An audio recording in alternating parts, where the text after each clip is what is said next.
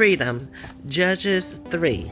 Well, we already found out in Judges 1 that the new generation wasn't doing what they was asked to do, and now the judgment comes. So the angel tells the children of Israel that you don't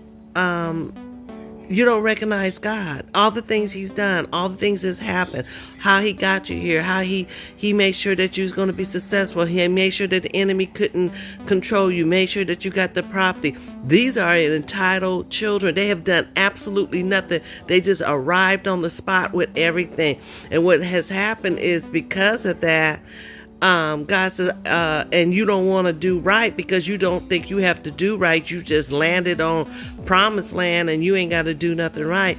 God said, I'm gonna let these people stay here and put a snare and be a problem to you so you can learn who I am, because you've never seen the power of God. You've never seen what I've done. You don't realize this is not a fairy tale. This is real. There's a difference between being in captivity and being in freedom.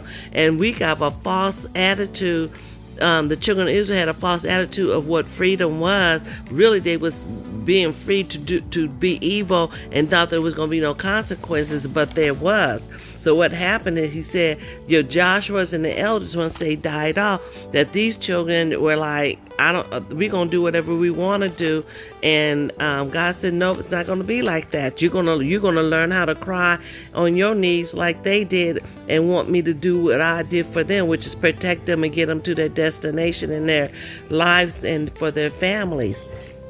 So what happens is, God set up judges, and the judges are temporary people who was put into position to help them to get through stuff. But he wasn't going to take away anything because the people wasn't learning who he was. So they had to go through their own testimony to find out who God was in their life.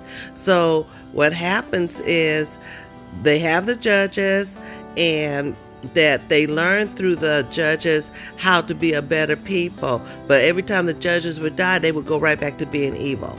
Just like children. So when you leave the room, they go back to doing stuff they ain't got no business doing. You come in the room, you got to discipline them.